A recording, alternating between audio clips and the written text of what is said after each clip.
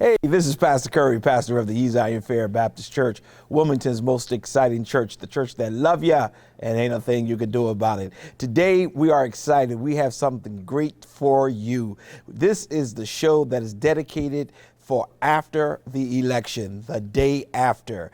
It's going to be interesting. It's going to be energetic. We have a conversation that I'm going to have with two wonderful people whom I've known for a couple of years now, and it's going to be really fun. We also got a special guest that we're going to surprise you all with immediately following this interview. So why don't you go ahead and grab your cup of coffee and let's get after it.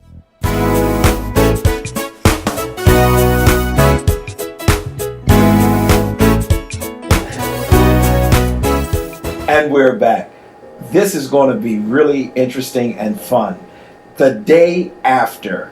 We still have no results. Now, by the time you see us, you probably will know the results. But we're just believing and trusting that things are going to turn out right. But what I want to do real quick is just have a little conversation with the fellas. We just want to talk. And on the stage today, or on the set today, we have two, in my opinion, very studious brothers. One who I've known and both his children came to our academy, and they're doing exceptionally well. And that's Mr. Cerron, Cade, who is the secretary of daughter's yelling in the back, labor. So labor, yeah. Currently Secretary of Labor, and when this airs, it'll be after the governor has announced my appointment, his nomination as Director of Office of Management and Budget. Oh, excellent. Okay, see that we got something new before anybody else got it. That's good. Congratulations to you, too. Thank you. And then Brother J.J. Francis, who dad was a member of our church for many, many years, and we really, really miss him even to the day. But Brother Francis stayed close by so that we won't hurt him too bad. But he does stop by, and we're glad he's the senior Director of Community Affairs for Senator Chris Coon's office.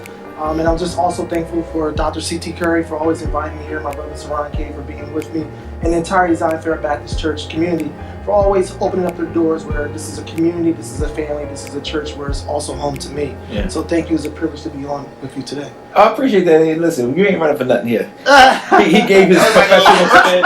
He gave his... I think you owe him some money. That was a nice commercial. Yeah, I tell you, I'm going to have to be. He's trying to be too polished for me. But I appreciate you so very much. And I knew that this would be a great opportunity. But listen, this is the day after. And before we get into the day after the election, just could you help by sharing with the people, because both of you are very strong brothers, and I really want them to see what strength of brotherhood look like. Just share a little bit about yourselves first, and then we're going to get into what's happening afterwards. So we can start with you, Brother JJ. Yeah, my name is again J.J. Francis. I'm a native of Wilmington, Delaware. Grew up on the west side area of Wilmington, now live on the north side area of Wilmington. I've been working in Congress for coming up on 7 years now. I went on to Philadelphia, where you and I both have common links to LaSalle University, to get my bachelor's before attending George Washington University for my master's. I started getting involved in government because I understood that this is where a big change is made. I always growing up kind of seen things that wasn't necessarily going in our way, and I started guessing where is that decision making happening, and I finally narrowed down that government is where I can make a difference for my community. Excellent. Brother Cerron? Mine isn't as exciting. My background is nowhere near as exciting. My name is Cerron Cade, again, Secretary of Labor for the state of Delaware. I grew up in Washington, D.C., in Prince George's County, Maryland, and I came to Delaware when I went to Del State. I decided to go become a Hornet, and I went to DSU. It looks a lot different than it did, when I was there. Now it's a gorgeous campus. And I went there, got my bachelor's degree in political science. I loved it so much that I went back, got my master's in public administration. I spent some time working for the DNC right out of college under their 50-state strategy, and spent some time in Delaware doing organizing, helping registering voters and getting people out to vote. Worked in the state House of Representatives for a while, and also went and did some similar work as JJ's doing now for Senator Tom Carper and Congressman John Carney. And since then, I've been in state government. I worked for Governor Markell as his legislative liaison and ran Governor Carney's campaign for governor, and spent some time at the Economic Development Office, and now bring myself to the Department of Labor, where we get to help people connect with jobs, help provide unemployment benefits, the people dealing with COVID right now. Yeah. And really try to do our part in making sure that Delaware is a great place to work. Yeah, I like the fact that you said yours not as extensive as it seems. Then it was very extensive. It's not as exciting, like JJ when he said it was more exciting. After a while, I'm just blabbering on. That's that LaSalle background. That's what it is. But it is a joy having both of you on the scene today, and I really appreciate you all taking the time out. I know y'all were up late last night and trying to racking your brain trying to figure some things out. Let's talk about what's going on. What y'all, you can start the conversation the way you want to, but what's going on? We don't have a decision yet. We have a couple states that are still out, but tell me how you feel and how things looking out there. Yeah. So why don't you want to take a stab at it first? I'll take a stab. So yesterday, just like everybody else, anxiety was through the roof. Yes. I spent a good amount of the time trying to calm my parents, my mom down, and everybody else. And I think a part of it is because this election is so much different than what we've seen in the past because of the usage of, absentee ballots, mail-in voting, which, has always been done, but just not on the scale that we've seen. And so we've, for the first time experienced, not for the first time, but, for the first time in recent history, have seen an election where the victor is not determined that night, where we have to wait until mail-in ballots come in, and the vast majority of those mail-in ballots are from urban cities, probably a lot of minority voters, a lot of older voters, which tend to skew more towards Joe Biden. Yeah. So what you saw was in the beginning of the election process or election night, you saw a lot of the votes that were coming in that did not include that demographic. Right. And so people understandably got very nervous. Yes. Because they only saw essentially the demographic of voters who were coming out in support of Donald Trump, and the numbers for mail-in ballots that would be more Joe Biden voters had not yet been counted. I mean, you had some places like Pennsylvania, which did not count any of their mail-in ballots and say we're not going to touch them until the election is over. And again, to be clear, a lot of those decisions as to when to count these ballots were based on these states and their, a lot of times Republican General Assemblies who did not want to count those ballots until after the process was over.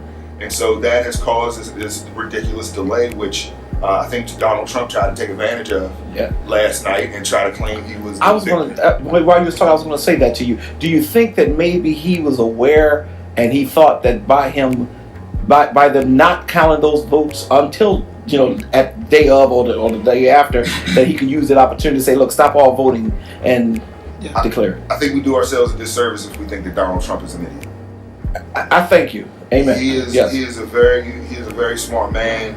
He is calculating and strategic. He knew. Yeah. They all knew that the votes that were going to be mostly Biden votes, especially when you look at states like Michigan, Pennsylvania, Nevada, Georgia, that when you look at Georgia and Atlanta suburbs, they knew that those numbers weren't in yet. And he went out there quickly, and you saw a great dichotomy between Joe Biden's announcement, which was reserved, recognizing the moment, even though the numbers were kind of leaning in his favor, still took it, did a responsible thing of saying that you gotta pay homage to the process. We have to wait until the numbers come in. But Donald Trump used that moment, knowing what was going on, knowing that there are a lot of new voters to the scene, a lot of low information voters out there, and he's been trying to create a narrative that the election is being stolen, and gave him an opportunity to do so. Wow, interesting. I go ahead, you address it. Yeah, I can chime in on that part too. I think this election is largely unprecedented, right? As we've seen, like you said, we've seen mail-in voting at the state level. We've never seen it scaled out so largely. And to go to what Cerron is saying about urban areas, is the mail-in ballots in urban areas are going to be a big lift for Joe Biden. However, these urban areas are also in states that are conservatively controlled. As we've seen in the Stacey Abrams race in Georgia, where Secretary Kemp did his strategic methodical practices to suppress the vote. I think that goes to our anxiety as a people, as we're understanding these things that we might not speak on, but it's in the back of our subconscious. I think another thing that's adding to our anxiety is that we know that this can be a constitutional tension or conflict, where we have someone who's in the White House who is going to buck the system and not necessarily do the right thing and concede or move over. So we're all anxious, like, what does the Supreme Court mean to us? What is he going to do that we're going to have to bring in other forms of government like Congress or state legislatures or governors? And how many of them are going to make the right decision in a time where we're so polarized on issues, where we're willing to side with someone, the GOP, with a fraternal order of police as far as Black Lives Matter? As long as your cause is at the forefront, we're willing to do anything outside of our principles now. So what does that mean? And we're all anxious to say, like, okay, are we going to do the morally right thing? Are we going to be practicing show respect to the Constitution or other practices? So I agree with the great brother here. He's so knowledgeable on everything. But you hit on a point. I mean, it's, there's a difference between trying to change a system and, trying to destroy all institutions. Right. So we've spent our existence here recognizing that, a lot of these institutions weren't built with us in mind. That's right. But we have done some incredible gymnastic historically of utilizing these institutions to affect change. Right. Recognizing how they work, manipulating them in our favor, and utilizing them to help, usher in, and repeating again, helping us usher in some levels of change. This is just basically expounding on that point.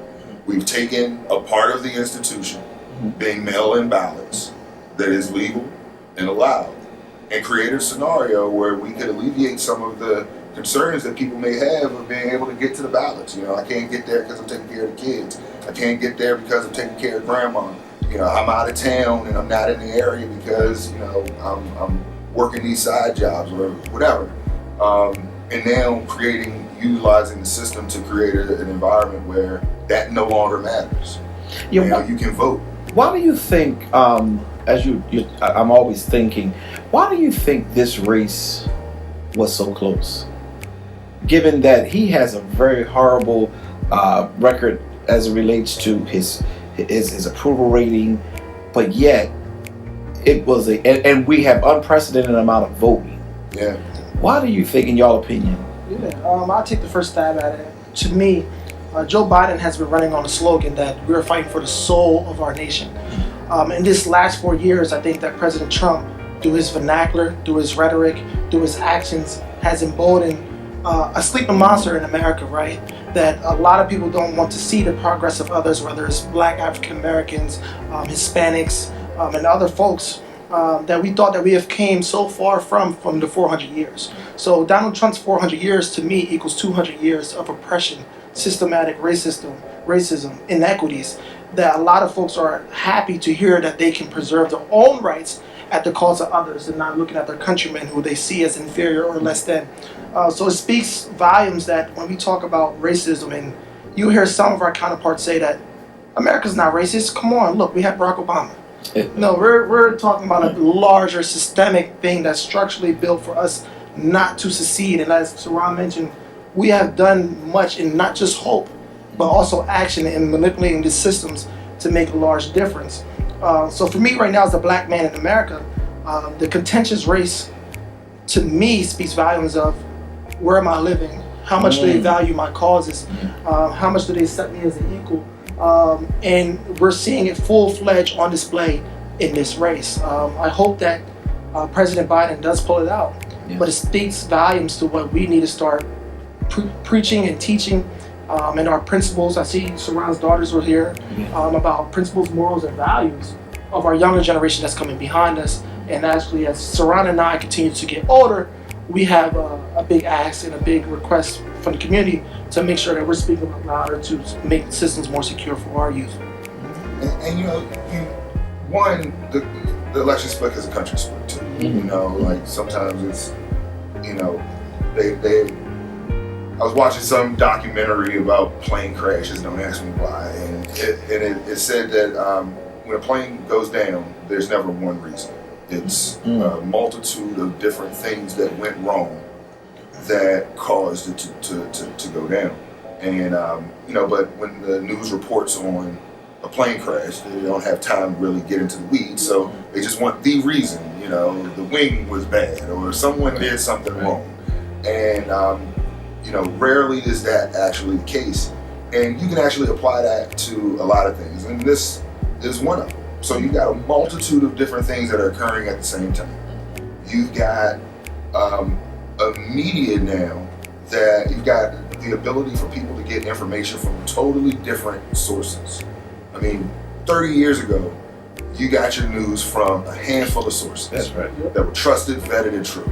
Right. Now you can go on social media and you can get information from, numerous sources, many sources that are purposely attempting to manipulate the way you think about the politics that are going on today. Mm-hmm. And so you have that factor that's out there. You also have an electoral college that is built on a geographic reality where you have very high concentration of minority voters in specific areas and not in others.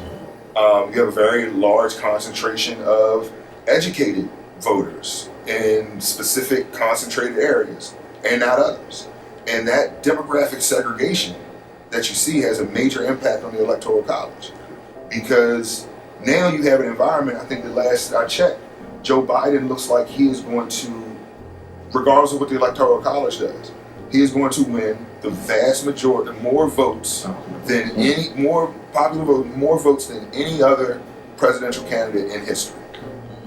He has a lead over Donald Trump that is almost equivalent to what Hillary Clinton's lead was, or how many electoral voters that she was able to get in 2016. And he's probably going to eclipse that, regardless of what the electoral college does. Right. So, one, we have to recognize that as far as the country goes, I think it's clear that they have that the vast majority of voters support Joe Biden as compared to Donald Trump. Right. But once you put the electoral college into the conversation, it completely throws that out the window.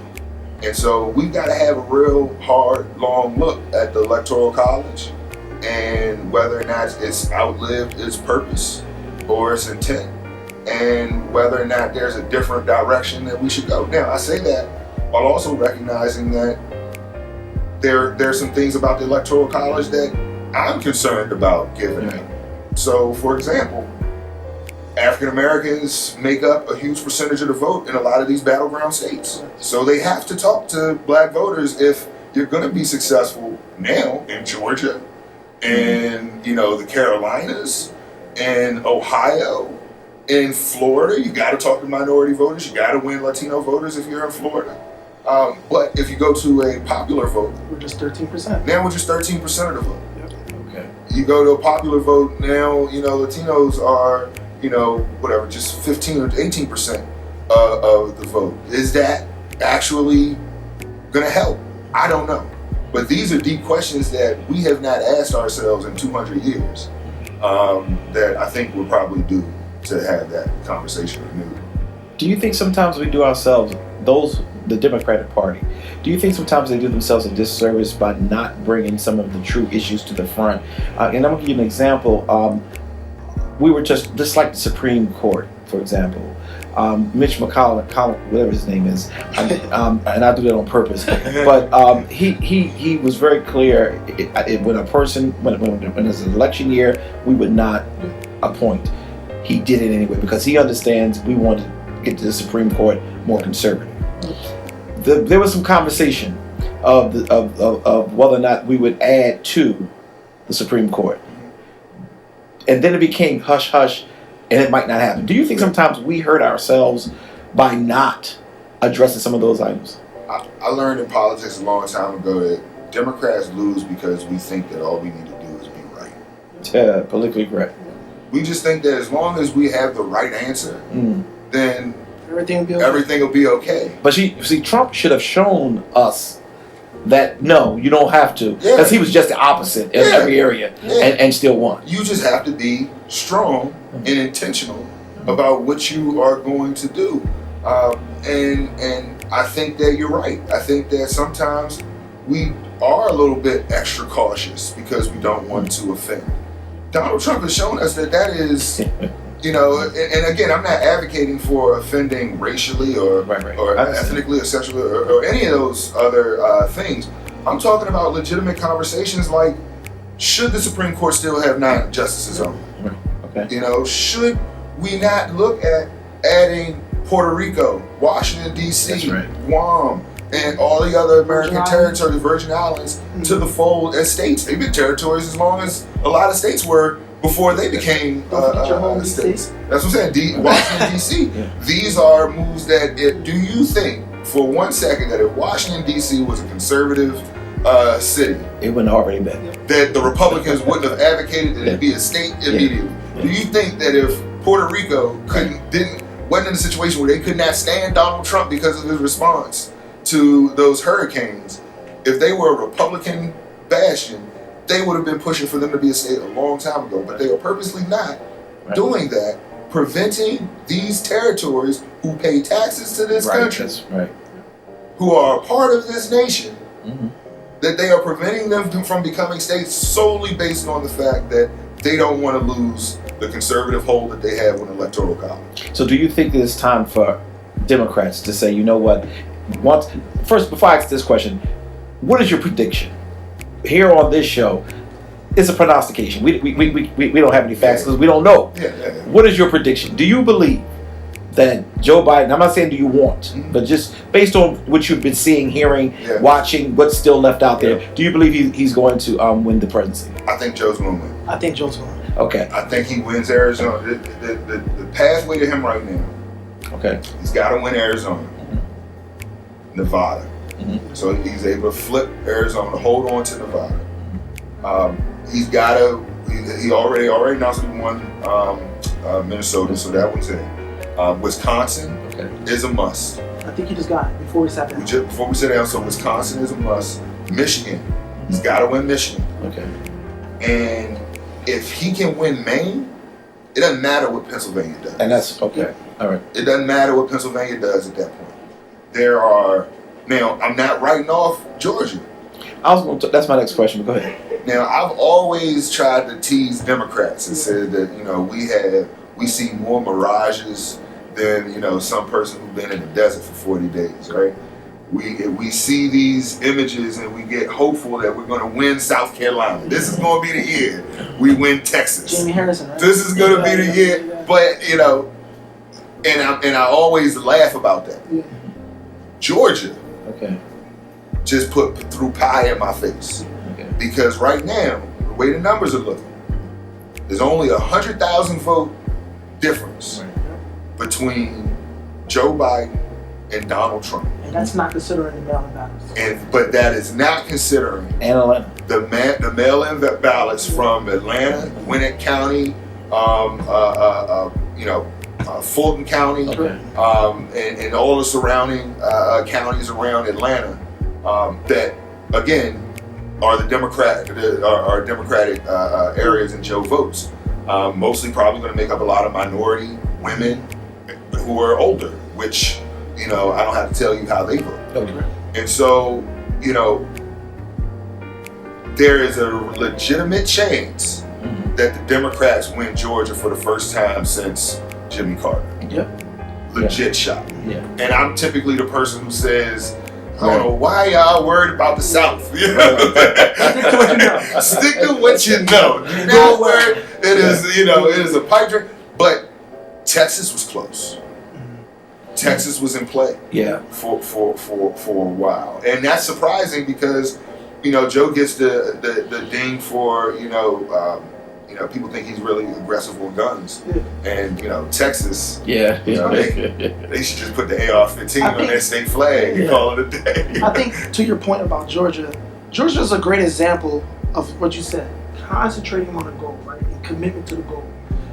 There's, from 2016 with Hillary Clinton, that momentum channels into a Stacey Abrams, channels into 2020, right? So we've been pushing a consistent narrative and a message and an activism in Georgia to where that we can be in this position today. Sometimes when we go to other states, like a Texas, you have Beto O'Rourke, right? But then it fizzles off. We don't really stay committed. Georgia's, in my opinion, 4 years, 8 years, or maybe a decade of steady commitment by Democrats. And it's been steady commitment, but it's also been bolstered by migration. Yeah. Because there's been a lot of people who have been migrating to Atlanta and to those surrounding areas from, everywhere, from DC and all these other places. And, that type of migration, has an impact on the votes as well. And if you're looking at Georgia and you're Republican or conservative, you need to be looking at North Carolina. But that same migration, they're calling Charlotte the new Atlanta, right? Yeah. So, Charlotte, Atlanta's getting very dense. Everyone's saying, let's go to Charlotte now. Let's go to Charlotte. North Carolina is that next state that we should start doing methodical, strategic commitment to flip it into a blue state. And see, back, I'm not that old, but I get to lean back and say, back in my day. So I don't know if anybody remembers, but when Howard Dean was the chair of the DNC, before, just right when Obama was doing the Obama term, I don't think that Howard Dean gets the credit that he deserves for his 50-state strategy. And I don't just say that because I was a part of it, but the purpose behind it was to say that we are going to compete in all 50 states. And the DNC put at least two organizers in every state in the union, which to that point, people hadn't really seen that. We hadn't done it. And we hadn't done it because there was a focus solely on putting all of our resources, the Clinton model, I say, putting all of our resources in the battleground states and just writing off all the other even if those resources states. aren't efficient.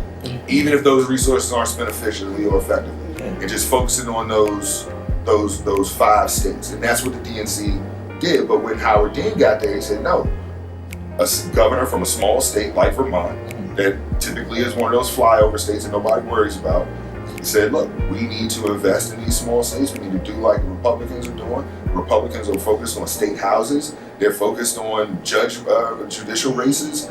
They recognize that those are their benches as well. And that's where they get their talent from to run for higher office.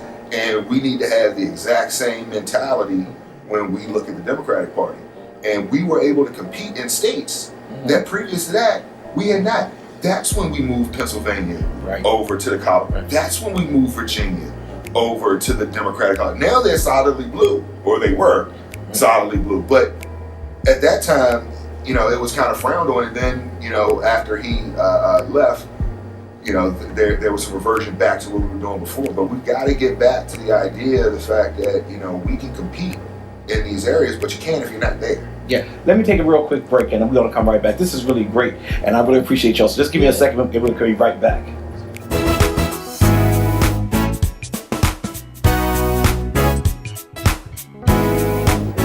And we're back. We're enjoying this conversation, and I want to start off this segment by just asking a little bit about Stacey Adams. We had an opportunity to talk about Atlanta and how it's shifting and how we are now able to see the difference that we're making in that state. That's a city, but in the state of Georgia. Do you think she will ever run again? Yeah, I definitely hope so. I'm looking forward to it. I'm actually encouraged and excited to actually see her on the ballot someday. The work that she's done over the last couple of years with the census count, activating the votes, that is essential. But as we look at the Democratic Party, I definitely see her as an emerging leader, if not emerging a leader right now. Just waiting for the right strategic move for her to do something in the party. Yeah, I all the things that she's doing, she's making sure that she stays relevant. She's keeping her name out there.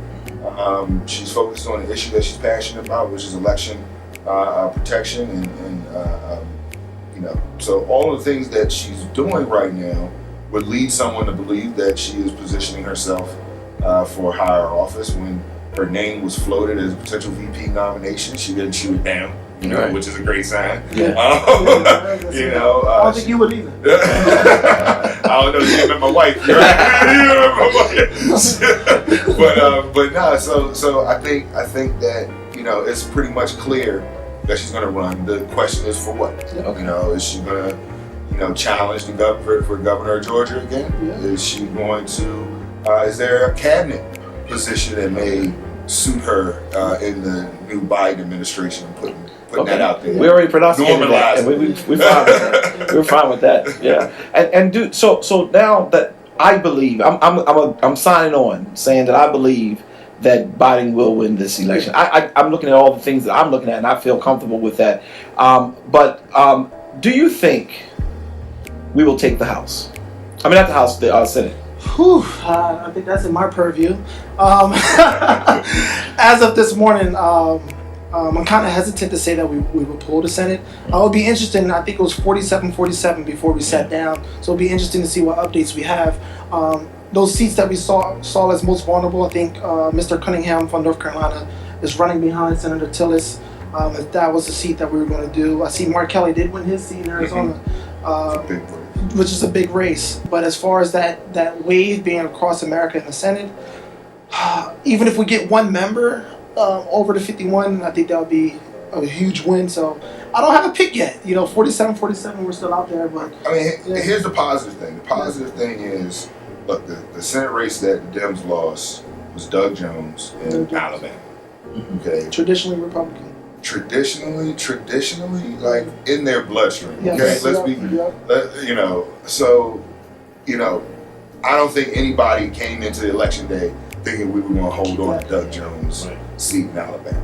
I think the hope was that we were going to beat Tillis in North Carolina. Again, to your point, that North Carolina is a definite state that is purple at this point.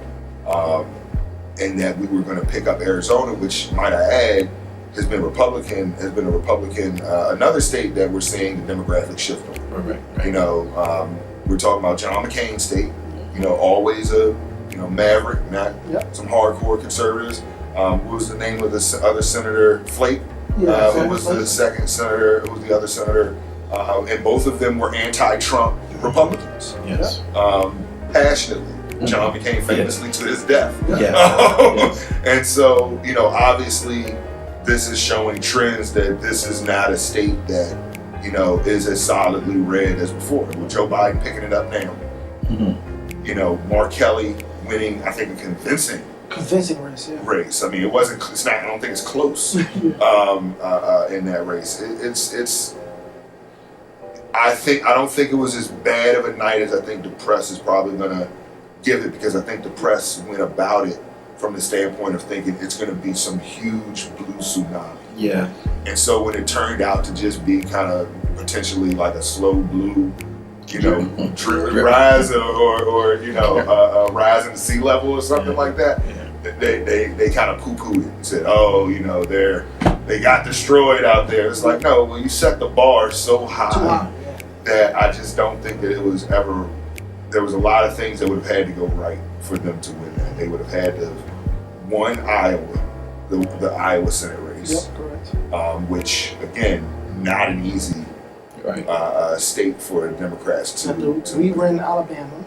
You would have had to win Alabama, which you only got because of a special election in the first place. So it's not like they had a real full-fledged vote on election day in a similar in this type of context. You would need a complete blue wave in Georgia. You would have needed a complete blue wave in Georgia, and you would have needed to have been able to. And mind you, you still have a runoff in the Senate race in Georgia. Yeah, so actually, pastor from Ebenezer Baptist Church, I know him well, is won the run. Actually got more votes than the Republican the last time I saw. And mind you, that's without the Atlanta votes. Yeah. I think we need a real-time board in front of us next time we do it. Well, here's the thing. See the results coming in. Well, here's the thing. This is what I don't understand. This is what I don't know. He had, the last I checked, was about 1 million votes to like 900,000. Okay. But does that? I don't think that included the mail-in votes ballots? and the mail-in ballots from the Atlanta area. It did not. It did not. And so I don't think he's going to have enough to avoid a runoff. Unless he gets 51%. Unless he gets 51% of the vote, which I don't think he'll have enough. But he will have a convincing lead as a black man in Georgia running for Senate. Now, of course, it'll be much tougher in the runoff, but he'll be going with I would think, going with a full head of steam into that runoff. Yeah, that's going to be interesting. You agree, Susan? No, I was just thinking as we keep bringing up Georgia, in my head I was just thinking what has positioned Georgia to be so unique? It's not that it's never been unique in other races, but so unique in this time, right? With a great mayor like Keisha Lance Bottoms, with as you're talking about Black Lives Matter activism and unfortunately police brutality, that kind of activated more politically inclined people in Georgia. There's been a lot happening in Georgia this year. Culture of Atlanta. The culture of Atlanta. Their openness to, I even go back to their openness to minority businesses, Yeah. destination for minority businesses. We got a plethora of HBCUs and people coming from around the country as magnets to those colleges who are staying. COVID helped. You know? It gave a lot of Democratic leadership the opportunity to really say, no, we're not following the Republican guidance, Right. And we're going to do what's best for our people, regardless if those people are Democrat, Republican, white, or black. So I was just really sitting here daydreaming, like, wow, Georgia's been having a lot going on in the last year or two that has positioned them to a right opportunity, like you said, to be in a potential win a Senate race or a runoff, or a Stacey Abrams. What has she been doing to equal? Georgia's just uniquely a fruit that I haven't been paying attention to. I think the hard one is Jamie Harrison That was tough. in South Carolina. That was tough. You know, I look at South Carolina as my ancestral home. Yeah. Like, my family's from South Carolina, both sides. You know, trace ourselves all the way back to slavery. It's for a lot of, you know, African Americans in this country. You know, vast majority probably can trace our family's footsteps through that state. Okay, so the state of California is South Carolina is incredibly important to African Americans historically, and so there's nothing that would have pleased me more than to see South Carolina, as conservative as it is, to potentially have had 2 black senators at the same time, because they already got Tim Scott, who's a Republican, and Jamie Harrison, who probably raised more money in a Senate race than any candidate ever for Senate. I don't know what happened to the polls, but you know, it's looking like Lindsey Graham really kind of outperformed the polling like crazy. It'll be interesting to see what happens to Jamie Harrison, right? Yeah. What does his political future look like, and what does that mean for the Democratic Party? South Carolina, like you said, is very interesting. I'm interested to know if you applied to Clafton or not. But I won't bring that up on camera. I don't want to do that to you. No. But I did have a cousin who went down. But you're right when you bring up Jamie Harrison in that race. It'll be, how do we harness that message, right? Because he had some great messaging to bring in the fundraising that he brought in, regardless of it being Lindsey Graham, and his role in the judiciary and his role as a senator that may have hurt his race. Bakari Sellers is down there, right? Yeah. There's a lot of raw talent on the Democratic bench in South Carolina, and how do we mobilize and harness that in a couple of years? I'll be looking at that too. Yeah, and again, I don't know what all the answers are for that state. I'm not as familiar with it as I am some of the other ones, but you know, I think that for that much money to go into that state. I mean, Jamie Harrison was running ads up here. Yes, he was. I saw a few on They were running ads in the Philadelphia area. First of all, let me be clear. It's a lot of money to run ads in Philadelphia. Okay, you got New Jersey and Philly, so you got to pay for both. It's a lot of money. And so, in any scenario where you have limited resources, which money is always limited resources, to spend money on TV in general is a big conversation. Let's be clear. It's a big conversation to spend money on TV, because that ends up being the bulk of what you spend your money on. To be able to spend money in jurisdictions that don't even vote for you, you got a lot of money. Which means you're thinking of your return on investment. If I spend $1 in the Philadelphia market, can it return $5 to donations, right? Right. And then you got to think about, as you were talking, I was thinking about this too. Let's not forget about what South Carolina did for the Democratic Party a couple months ago. They chose Joe Biden. They chose Joe Biden, and Joe Biden was on a downward spiral, in my opinion, in many people's opinion. Before Clyburn and the black backbone of the Democratic Party pulled us over the hill. So, if we're looking at the Democratic Party for the future, like Jamie Harrison, Bakari Sellers, what do we do to, I guess, show a commitment to South Carolina for what they have done, getting us over the hill, the black community, as far as positions of leadership, a real black agenda of investment in our communities. We can go on and on, but I think this election, we're going to have a day of reckoning in the Democratic Party about how we're going to be really intentful and purposeful about creating opportunities for upward mobility for people, minorities, especially black ones in the party. And that's what I'm hoping. And before I answer my last question of the day, I'm really hoping that we will be intentional Yeah. about what we do now. Yes. I watch Mitch, whatever his last name is. I watched him. Yes. He's intentional. He's intentional.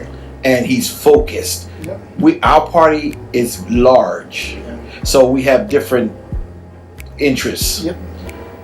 We're gonna have to get past that, and we're gonna have to make sure that while we hold power, that we're able to do certain things, because it's just not good right now. And some of the rules, for what it's worth, Democrats changed them in the past, but they changed them for a certain reason, so they couldn't get filibustered. But like Cerron said, sometimes we do things just to say it's right, and we have no follow through. Right. There's a book called The Master of the Senate. A lot of people refer to President LBJ as the Master of the Senate. As a strong Democrat right before you, I think there's an argument. If you're talking about rules, procedure, keeping your caucus in order, like you see a Senator Flake go out a little bit, do a dance. You see a Rand Paul do a dance, give a little bit of hope. But when it comes time to vote, McConnell brings him back in and gets the vote. I know we don't want to say his last name, so I'm going to say McConnell and then stop. Yeah. But he's been methodical as far as being the leader of the Senate. I don't know. And look, and hear me out. It's almost like, how basketball, you look at it in eras. And so like some eras are different than others, and they have their strengths and weaknesses. You gotta remember, like, being a leader in Congress now is much harder than it was 30 years ago. Oh, yeah. Because you don't have earmarks anymore.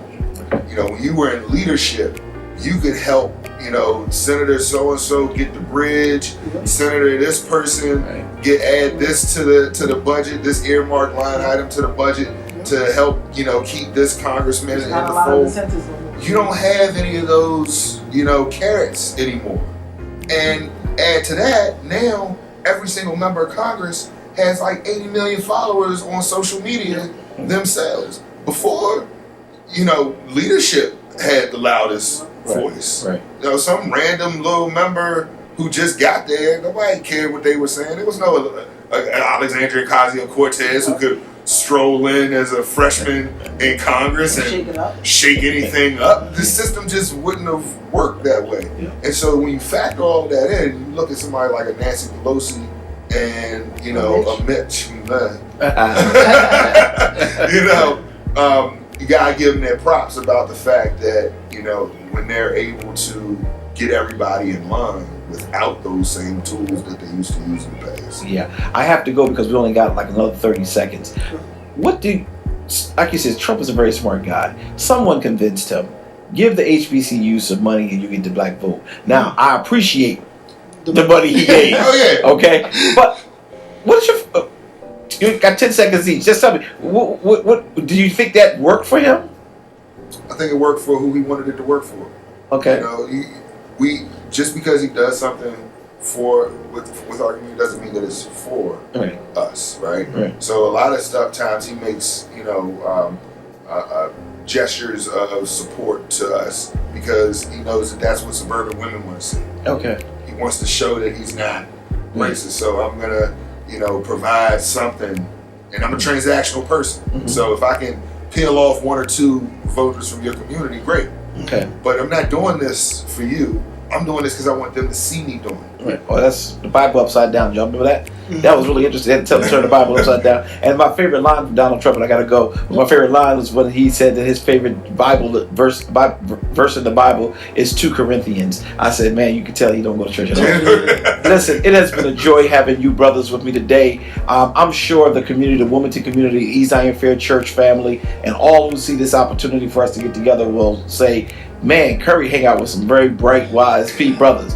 And believe it or not, like, Cerron, what year did you graduate from Delaware State? 2007. He graduated in 2007. I had already left Del State at that time, I think, because I had started passing in 2005. But Cerron was at Del State and doing very good. As I said, his daughters are alumni of our academy here, and I really, really appreciate Brother JJ, who his father was a member for many, many years until he went home to be with the Lord, and was one of my favorite members, and he stays very much in contact. Cerron, I thank you for all you do for our community. I don't care when we call you, you show up. So we're always going to be indebted to you, and same with you, Brother JJ. Thank both of y'all so very much. Thank you. And we'll be right back.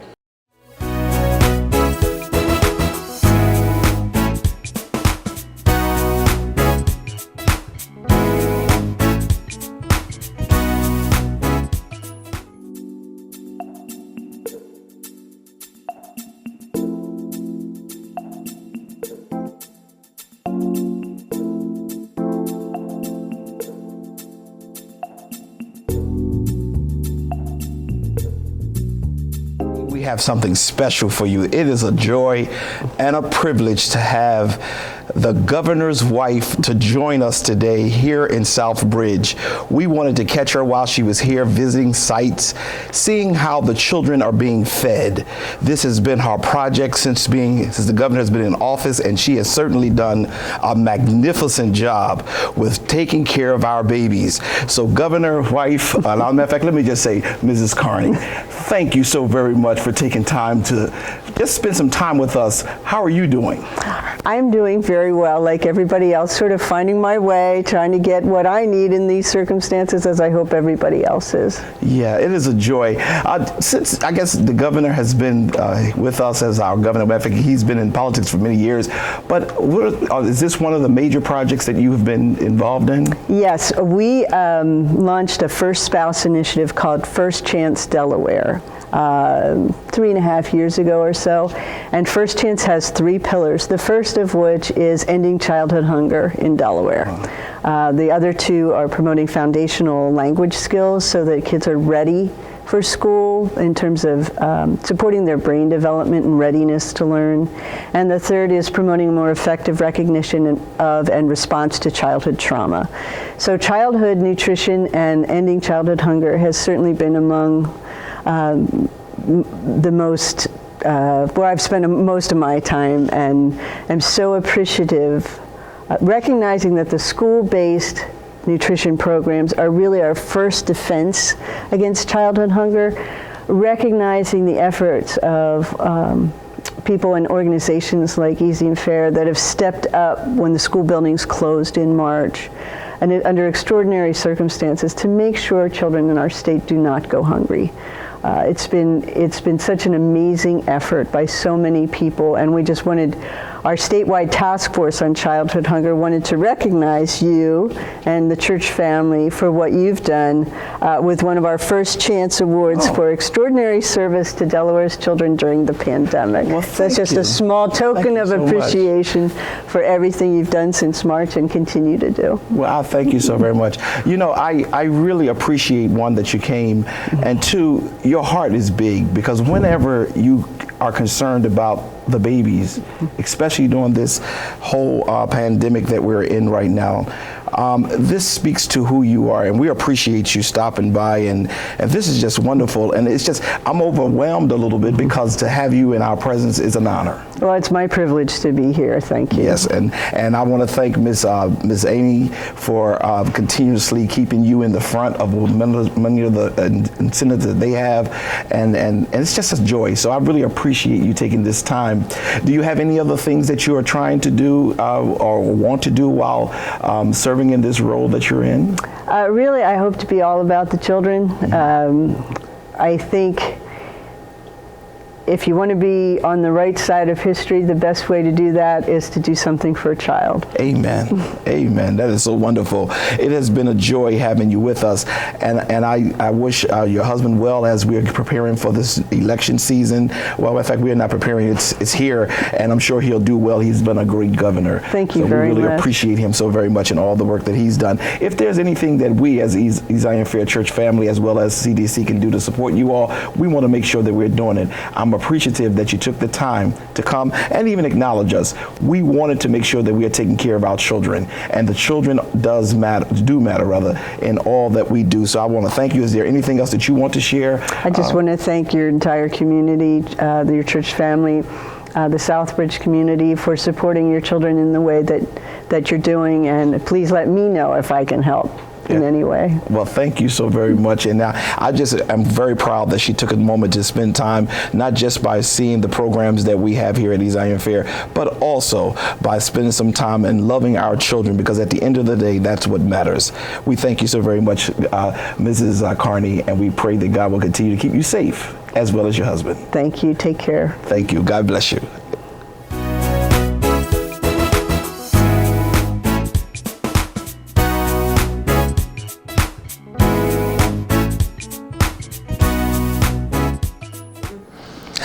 Hey, this is Pastor Curry. Listen, I am so excited that we've had a wonderful show on today. Today was amazing. We had the opportunity to have one of my good friends, and he also has been a very strong supporter of Zion Fair, and that's brother Cerron Cade. Cerron came in and he shared many things with us, and I'm so grateful to God of his intellect as he looked at the political arena and how God has blessed him to be able to have good foresight. Then we also had brother J.J. Francis, who is with the Chris Coons organization, and he's done very well for himself. His dad was a life member of Zion Fair, and it was a joy having him with us today. There were many topics that were covered today. We talked about the state of America, where we are and some of the things that we find ourselves in as a people, whether we be African American, brown people. And it was just a joy to hear the perspective of those generations that are under my generation. Yes, I am an Xer. We got one who was a millennial and so forth and so on. And we thank God for that because we got an opportunity to hear the various perspectives on where we are. And then when we brought up the whole notion of Atlanta, listen, the day is 2 days after the election, and we still have not gotten a decisive on who is going to be the next president of the United States or the president of the United States. But we are seeing how the black vote is coming in from Atlanta and how it is changing the whole trajectory of this election. God has really shown us that if we vote, that's the lesson that we must take away from this election process. Donald Trump has wakened some sleeping lions and some sleeping bears, but he's waking them up on both sides. We now know the power of our vote. We don't have to settle for half-graded politicians who give us half-graded information, but now we can vote and we can show our power. Atlanta has shown us that, and I hope and trust that each one of you who watch this and view this will say to yourselves, hey, I'm going to vote. I'm going to vote for the mayor. I'm going to vote for the county. I'm going to vote for the state and for the national as well as the Congress people, because your vote matters. For all too long, all we would do is maybe a few people out of all of the millions and millions of people who are here in this country, only a few would have anything to say as it relates to voting. But this time, wow, this time, it was amazing to see over 150 million people casting their votes. Was just simply great. I was trying to find the best adjective to describe it. It was great, and I'm grateful to God. And I'm also going to be, as we asked the question to the two young brothers, who do you think would win this election? Again, when I'm talking, airing this or preparing this, we don't know who's going to win, but I'm believing now. I'm believing more now than ever before that Joe Biden and Kamala is going to take this and they're going to go to the next level. And what we have to do is hold them accountable. We have to show them what it was like and what God is now intending for us to be able to have. We want our schools addressed. We want poverty addressed. We want people who understand the plight of brown people. We want those items addressed. We don't want to just elect a party in. We want to elect people who have our best interests at heart. It was a great day today. And I pray and trust that you really enjoyed this time of telecast with those who I had here. It was one more thing that we talked about that I want to grab before I leave you all, and that was the money that was given to the HBCUs. I had to throw that question in there because I was a little mesmerized when I saw that Donald Trump had given so many millions and millions of dollars to the HBCUs. We are grateful. I am a product of an HBCU. I am grateful to God that God has blessed him to bless us with such money. But listen, we cannot be bought. We cannot say overlook what happened in Charlottesville. We cannot say overlook all the racist comments and how he has been very, very nasty to those individuals who are just what I call deplorable. He has done some deplorable things, and what I want to make sure that we get done and we move in the right direction is that he came by us. So we thank God for the monies that were given to HBCUs, but what I really want to thank God for is that he had an opportunity to do that, but by the same token, we did not buy the bait. We decided to go ahead and vote and vote and vote. I watched across the country. People were all up in lines all the way around the corners. They would not be moved. It reminded me when Barack Obama ran for president. We came out, and whenever we come out, things get stronger and people get wiser. So we want to thank each and every one of you who enjoyed this time of political action, or this time of political engagement with the two guests that we have. It was wonderful. I also want to send a thank you out to our First Lady of the state. It was a refreshing moment to have her with us. She did not join the set with those who came in and was a part of that discussion, but she came to view our academy, to see how we are handling the COVID situation, how we are feeding our children and still educating our children. Some of the children weren't able to go back to school, so we decided to open up for free. We have not charged any money, children, so that children will have a place to go while their parents will go out and work, because when they did all the planning for the pandemic, they failed to recognize that there are some parents who do have to go to McDonald's and work, and they don't have babysitters for their children, but we wanted to address it. She came in, she was mesmerized to see that our food is prepared daily, and that the food that we are serving our children, they are getting seconds and thirds, and they were enjoying them. They were engaged by her, and I am so grateful for her. She took the time to come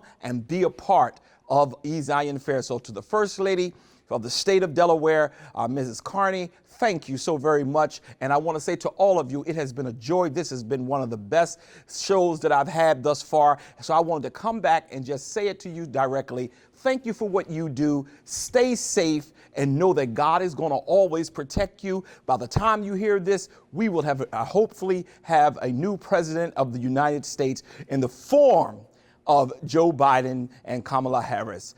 Until the next time we get together, may God bless you and heaven smile on you. This is Pastor Curry. Until we meet again, God bless.